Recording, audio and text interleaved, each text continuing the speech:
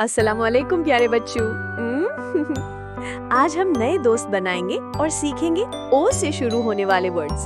चलो आज का सफर शुरू करते हैं और देखते हैं कौन कौन हमसे मिलने आ रहा है। हेलो, मैं हूँ ऑरेंज। मैं गोल गोल और जूसी हूँ और विटामिन से फुल।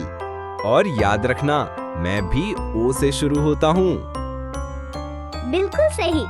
ऑरेंज हमें हेल्दी और फ्रेश रखता है।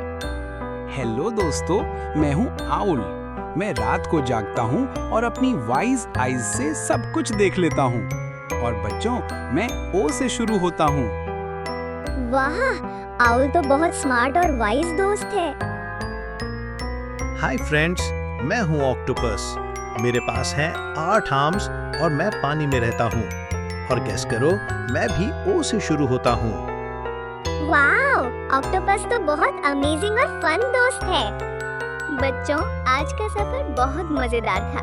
हमने सीखा के फॉर काइट, जो रंगों के साथ आसमान में उड़ती है। के फॉर कैंगरू, जो अपने बेबी को हमेशा सेफ रखती है। और के फॉर कीवी, जो छोटा सा फ्रूट है लेकिन एनर्जी से भरा। याद रखना, हर लेटर हमें नए दोस्तों से मिलाता है और नए सबक सिखाता है।